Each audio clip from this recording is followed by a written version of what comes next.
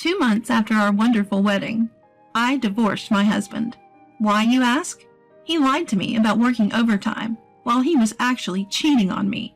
No wonder he suddenly turned cold right after our honeymoon. To get back at him, I managed to get evidence of his affair with my friend's help and laid out the perfect plan. Stay tuned. All right, honey? I'll make sure you regret betraying me. My name is Anne. I'm 25 years old. Just recently, I married Bob after dating him for 4 years, and we started our newlywed life. Bob and I went to the same university, and we were in the same college department. Even after starting our careers, we continued to date, and naturally it led to marriage. We received blessings from many people, held our ceremony, and immediately left for our honeymoon. We headed to Alaska. Because of COVID, we refrained from going abroad and stayed within the country. My husband seemed to enjoy our first trip to Alaska so much that he kept saying, "Get a picture of me," everywhere we went. He never really liked having his picture taken, so I was surprised, but I knew it was going to be a sweet memory for us to look back on. So I took many pictures of him wherever we went. But I just had one thing that bothered me. It was nice to see him all excited, but for some reason, he only wanted solo shots. So I suggested, "Hey Bob, since we're on our honeymoon, why don't we take pictures together?" Then he mumbled, well that's fine too, but I want solo shots of myself." "Why do you only want solo shots?" "Oh, it's not like I was thinking about sending these pictures to Mom and Dad." "Then there's no problem if I'm in them too." "All right, fine. Get in the picture then." In the end, my husband became sulky and reluctantly took a picture with me. Even though it was our honeymoon, the pictures of us together didn't have the best expressions. Why would he get so angry? I just wanted to have pictures of us as memories, since it's our once-in-a-lifetime honeymoon. Besides, if he's sending them to his parents, it's obviously better to send pictures of us both looking happy. Even though our marriage life had just begun, a storm cloud had already formed over us. Since returning from the trip, my husband's been acting weird. We had some arguments during the trip and I was worried, but it didn't seem like he was upset with me. More like he was hiding something from me. I knew he was busy with work, but he constantly worked overtime and went to business trips on a short notice. On top of that, he often left the house saying, "I'm going out with my friends." On his days off, we used to always have dinner together, but I was now eating alone. Although we were newlyweds, I was spending more time alone, and I started to feel very lonely. If things continue this way, we'll only drift apart. I should be honest with my husband about how I feel. That day, I continued to wait for my husband's return, and before I knew it, it was 1 a.m. With the sound of the front door opening, my husband came home. "Welcome home, honey," I called out to him. "Oh, Anne, you're still up." "Yes, I have something I want to talk about." "Something you want to talk about?" My husband seemed slightly flustered, but he took off his suit and asked, "What is it?" Looking into my husband's eyes, I honestly expressed my current feelings. "You know, ever since we came back from our honeymoon, we've been spending less time together." "Ah, yeah. I've been busy with overtime and stuff." "But don't you think it's too frequent? You never had to work late or travel this much before we got married." "What can I do? It's crunch time now. I have to work hard for a promotion." "Even so, are we done talking now? I'm tired. I'm going to take a shower and go to bed." My husband ended the conversation and went to the bathroom. I was left alone in the room, and a huge sense of emptiness swept over me. The fact that he didn't understand my feelings at all almost brought tears to my eyes. At the end, my husband's cold attitude didn't change even after that, and our time together only lessened. We shared the same bed, but I always go to bed first. Even if I wait for him, he would simply say, "I'm tired," and go to sleep by himself. We were so close when we were dating. At this rate, things weren't going to get any better, so I decided to talk to my friend Linda. Linda and I have been friends since middle school, and we also went to high school together. She even gave a speech at my wedding. Basically, she's my best friend. When I explained the whole situation over the phone, Linda thought for a moment and then said, Well, after my husband and I got married, we got more relaxed with each other too, you know?" "Is that how it is?" "That's just how it is. Don't you feel relieved after getting married?" once you get your marriage certificate, it's not easy to get a divorce. That might be true, but you don't feed the fish you caught, as they say. I think it's the same for all married couples. Linda got married a whole year before me, so her words were somehow convincing. I thought to myself, so that's how it is. But I was disheartened by the lack of romance in real life. Can I endure this marriage for the rest of my life? I couldn't quite say yes, although I tried to improve our relationship by talking to Bob. He continued to go on his business trips and worked overtime as usual. I couldn't even get him to sit down and talk with me. I spent my days in frustration. One day, I received a phone call from Linda. Hello?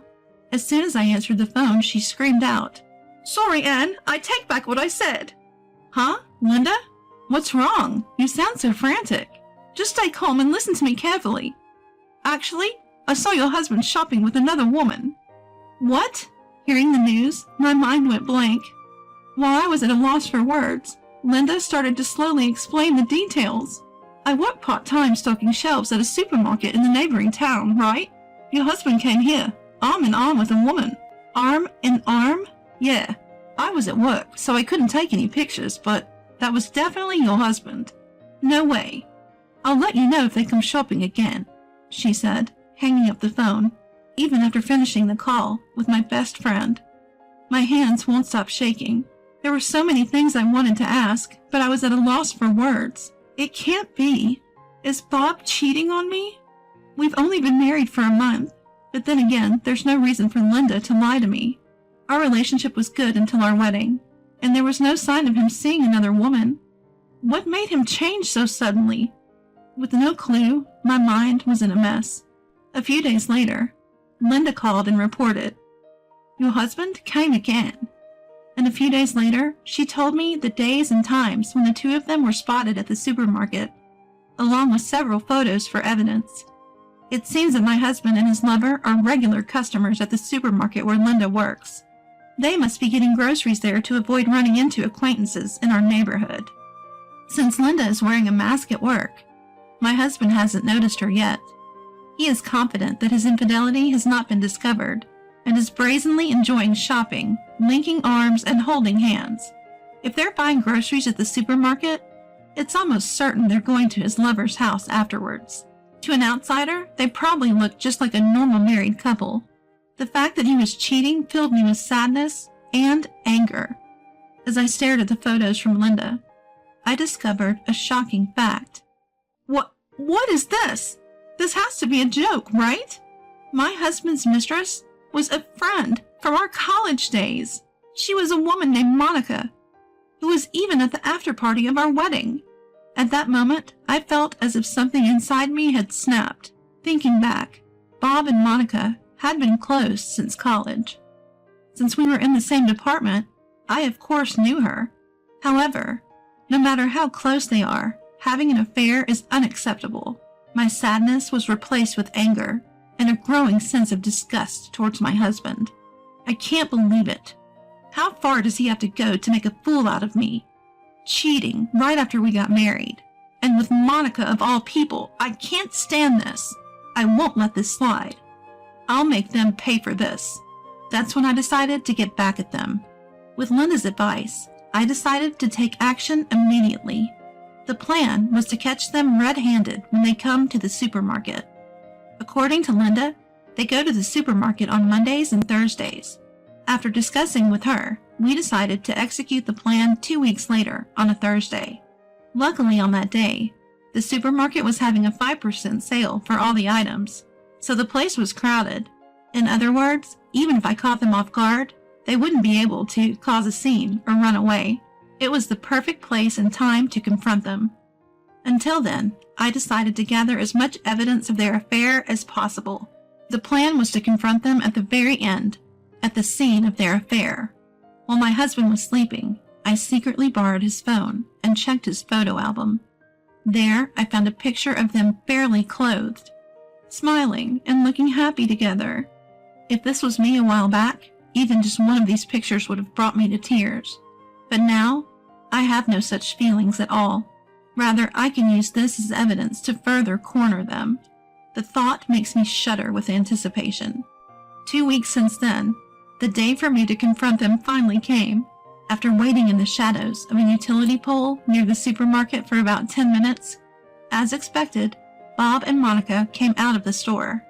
They were headed towards the parking lot, carrying their groceries. I boldly went up to them. Upon seeing me, Bob's face turned pale in an instant. Anne, why are you here?" His shoulders were shaking, and he muttered quietly. But I boldly retorted, "Why? It's obvious. I'm here to catch you two in the act of cheating." "No, it's not like that. I just happened to meet Monica here." "Don't play dumb. I know you two have been coming here almost every week." With that, I scattered the evidence I had collected in front of them. I could see the color drain from their faces as they saw me. Perhaps out of fear, tears welled up in Monica's eyes. My husband probably realized that he couldn't play dumb any longer, so he admitted it pretty quickly. To cut to the chase, my husband and Monica had been having an affair since right after our honeymoon. No, it would be more accurate to say that his feelings were already shifting towards Monica during our honeymoon. No wonder he didn't want to take photos with me. To make the matter worse, their affair started at our wedding's after party. My husband reunited with Monica, who attended as our mutual friend. She was single and apparently made the first move. They kept in touch since then, and they were even texting each other all the time during our honeymoon, which is shocking. All the pictures he made me take were from Monica. They officially started their relationship right after we returned from our honeymoon. While he was telling me he was working overtime or on business trips, they were meeting frequently like this, and he would spend the night at her place. Seeing my dumbfounded expression, my husband started with his pointless excuses. "Yes, I did have a little fling with her, but I'm not serious about her." "What? What are you saying now?" "I'll break up with Monica, so please forgive me." "Forgive you? You're having an affair right after our wedding, and you got the nerves to say that?" "I beg you.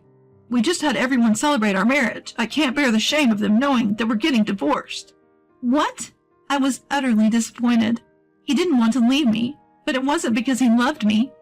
He was just worried about how others would perceive him. A guy that got divorced 2 months after getting married.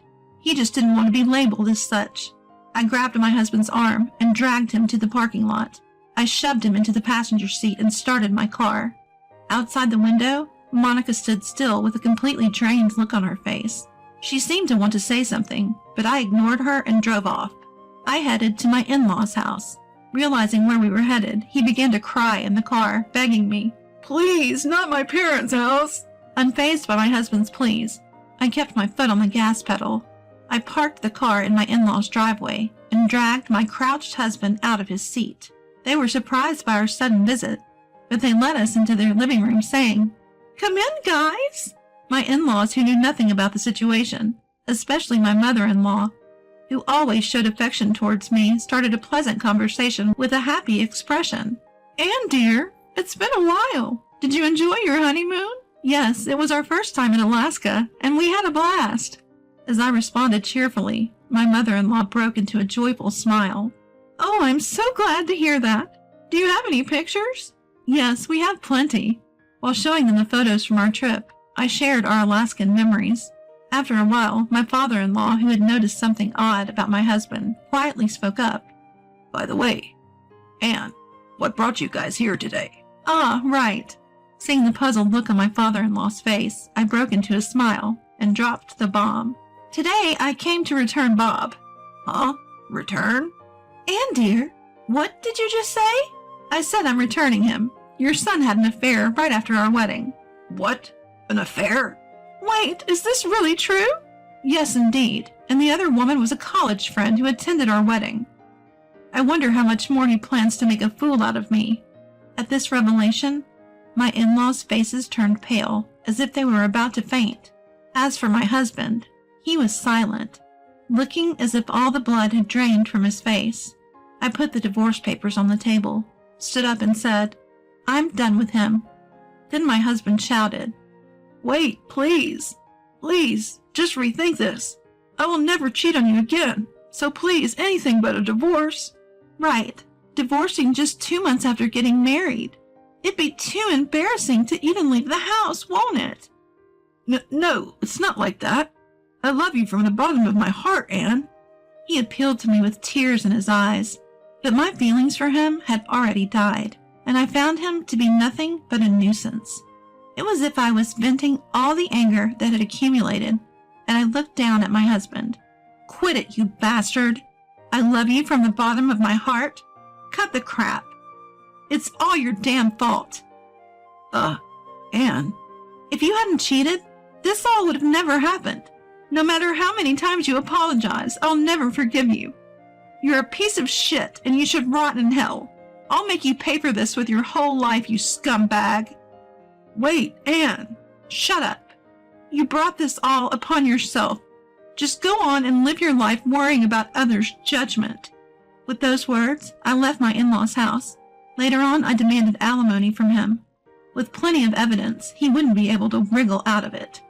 He was obstinate for a while, but thanks to my lawyer, we managed to get a divorce. I was also able to receive a lump sum of alimony.